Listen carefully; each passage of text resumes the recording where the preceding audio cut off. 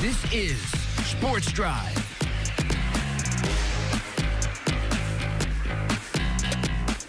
Welcome back into Sports Drive. Once again, I'm your host, Preston Moore. Mentioned earlier, we'd be talking a lot about girls soccer today. High school girls soccer, we're in the thick of soccer season. Games are starting to mean more and more as district play continues. Joining me to talk about one very talented team around the area is Coach Hutton Sharp of the Tascosa Lady Rebels. Coach Sharp, how are you doing today? I'm doing well, Preston. How are you? I'm doing well. I'm excited to talk a little Lady Rebels soccer with you. You guys are off to a pretty strong season so far. Talk to me a little bit about what you've seen from your team so far this year for any of our viewers who maybe haven't had a chance to make it out to a Lady Rebels soccer game this year so far. Yeah, it's always a good day to talk some Rebel soccer. Our team is pretty strong this year. We're off to, like you said, a good start. We just had our first district game yesterday against the Amarillo High Lady Sandies. Some things that I've seen that maybe the viewers should know about. I think we're doing a great job of really controlling games with our possession play, keeping the ball on the floor. In general, I think we're doing a really good job of defending as well. I think we've played 14 or 15 games and we have over 10 clean sheets, which is soccer jargon for we haven't been scored on in those games. So I think we're doing okay. We're off to a good start. We've had as many positive results this year already as we had in all of last year, and last year was a pretty historic season for us. So we're looking to continue on. Yeah, you mentioned last year, obviously a very big season for you guys. I did a package story on you guys just because of how many records you guys were setting last year, or how many, at least within the last 10, 15 years, as far as recorded data that you had, how many records you were setting out at Tascosa. You say this year, it's your third year. You say that this year you're improving more and more, even more than you did all year last year. Why do you think that is? What is it about this year's team that may be a little bit different, or maybe is it the fact that now you're in your third year with the team, you've had more time with these girls? Yeah, I think that's part of it. I think it all comes down to the players. We returned a lot of players from last year. They're the ones that are actually out there on the soccer field, kicking the ball around, defending, doing those attacking actions and things like that. And I have had more time with them and they've had more time together. And I think that's the chemistry element is really important as well. But they've just taken on the ideas and the kind of principles that we're trying to use, and they've really made them their own and have become really successful in playing that. And you can see, I think, as you watch every single individual, not only have... Do we have you there, Coach? The unit, maybe even from a small group sort, or as a whole team, I think we're just improving. Yeah, absolutely. You know, I think that definitely as time goes on, we start to see those changes more and more in your team.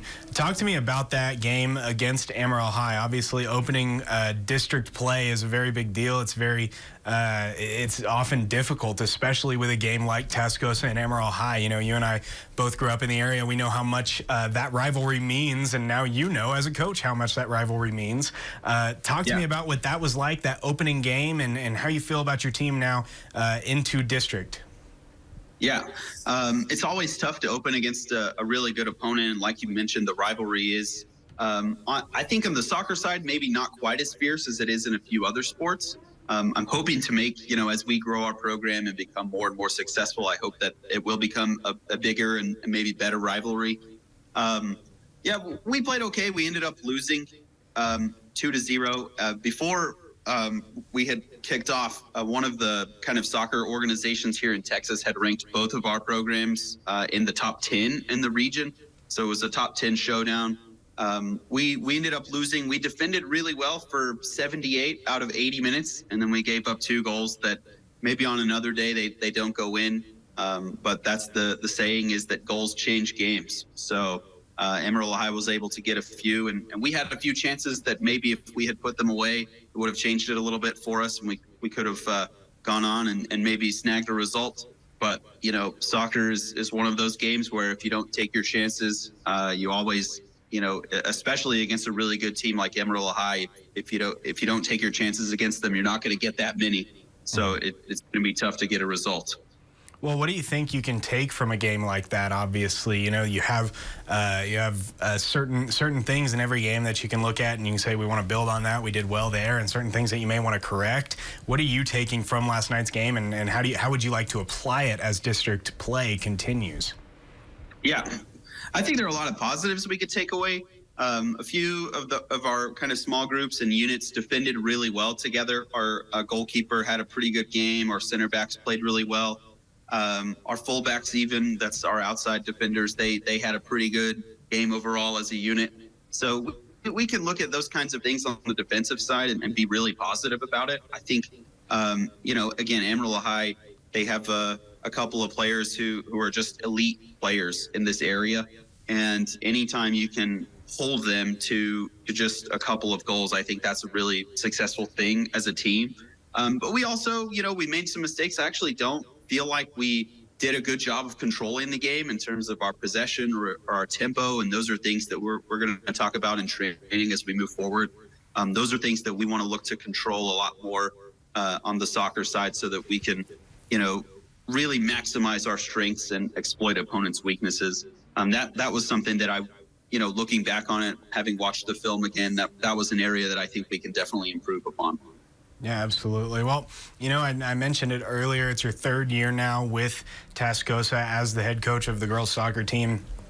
Every year's different, obviously, but I think, these first few years, certainly you can see the evolution of a program a lot of the time. You can see where a coach takes over and how certain things begin to change over time. Year one's going to look different than year two different than year three, and so on and so forth. But I think these first few years, you can really tell a difference. How do you think year three now that you've really had, I feel like you've had when you're in your third year somewhere, it feels like you really have had time to sink in and fully establish everything that you maybe set out to do in year one. How do you think year three right now for you compares to year one and year two in terms of your comfort level and in terms of your coaching with the girls that you have?